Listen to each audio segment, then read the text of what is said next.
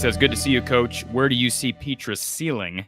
Is he Nate Stanley 2.0, and will we finally use our talent at receiver? I know that's kind of a three-part question, but where do you see? Let's talk about Spencer Petras here for a moment, because as we know, the quarterback battle, he's going up against a pretty impressive QB in Michael Penix. We expect him to be back healthy for week 1 next Saturday.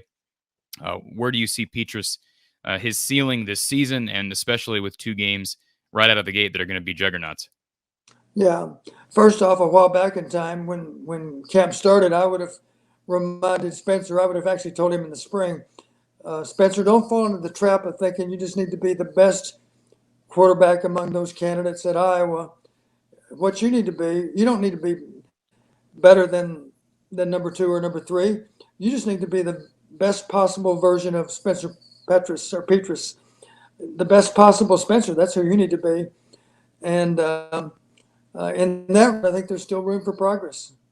The thing that comes to mind from the last year and the year before, when you have a receiver that's open deep downfield, the cardinal error, of course, is to overthrow that receiver. Today, Martinez had one down near the goal line in the red zone, had a guy wide open, and he simply overthrew him.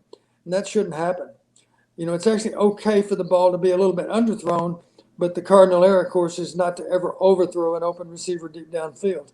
The other thing that Spencer, I thought, from one season to this year needed to work on is to understand it's not all about velocity.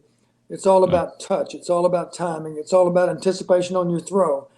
If you look at the very best NFL quarterbacks, the best example is Brady, I guess. He does not have a cannon for an arm, but he throws with great accuracy. He throws with great anticipation.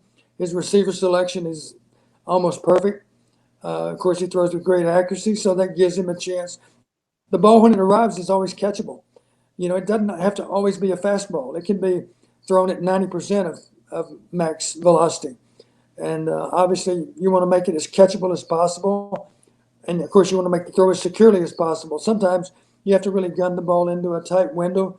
That's maybe because you're down to one last down and you have no choice but to throw it. But there are other times, of course, where you're wise to take something off the throw. Because let's face it, a throw that's not on target oftentimes becomes a tip pass, and a tip pass logically is maybe intercepted. So those are some things that Spencer can work on. Spencer's, he's a different quarterback than Martinez. Martinez is an example of a quarterback that you can actually count on him to have pretty good escapability, above average escapability. Spencer doesn't have that kind of footwork working for him. So the best thing he can do, of course, is be smart and be able to buy time by sliding left or right or forward or backward in the pocket. Be able to know where your dump receivers are so you can get the ball out rather than throw it off the field. Understand that it's okay to take a sack. Maybe if you stepped up in the pocket and it's an early down and you get tackled for -2, that's okay. That's better than running out of the back of the pocket and get tackled for -10. So understand that you need to be smart with how you play, and you need to cut your losses. Those are all things he can work on still and become better. I don't doubt that he'll do that because he's a very conscientious young man. But we need him to play better than what he's played.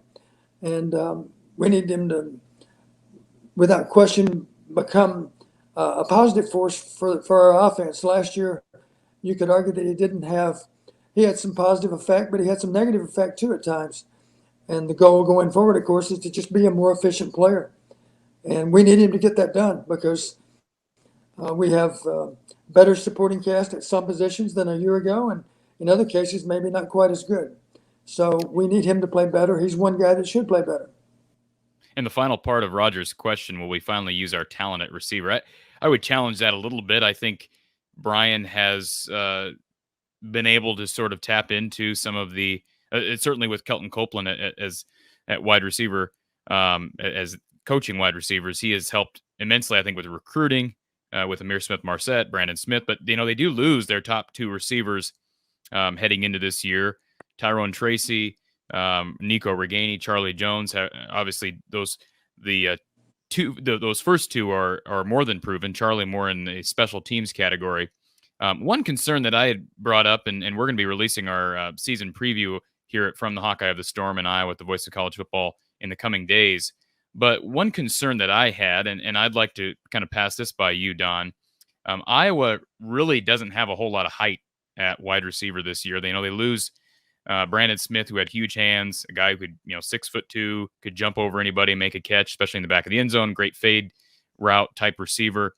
How big of a concern is that to you? And I saw a graphic today during the broadcast with Nebraska and Illinois that Nebraska's average height at wide receiver, I believe, was 6'3", which seemed very, very tall to me. Now, of course, that's not really working out too well for them. But I haven't broken down the numbers. Maybe you know, but just glancing through the Iowa roster and the Iowa depth chart, I think Iowa's average is probably 6 foot or less. So is that a concern for you at this point, given the fact that I'll tell you, Corey, it's not a huge concern. I'll tell you why. I can think back to some really, really outstanding receivers that were less than 6 feet. Let's just think back to Purdue's Rondale Moore. I believe he's pretty good, and he was certainly vertically challenged. But then let's not forget about guys like Tim Dwight. Let's not forget about guys like Damon Gibson and Demo Odoms, who played years ago but were very explosive receivers. And right now we have a guy, Tyrone Tracy's not that tall, but believe me, he's a dynamic player. And just get him the ball and give him a chance to run after the catch, and you're going to feel okay about it. Coach Fry used to say, I don't care. You never weigh or measure a man when he crosses the goal line.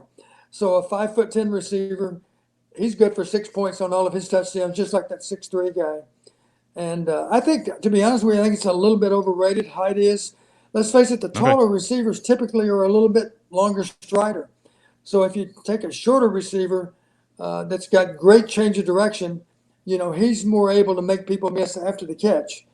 And a prime example would be, let's just compare Smith-Marset to Brandon Smith.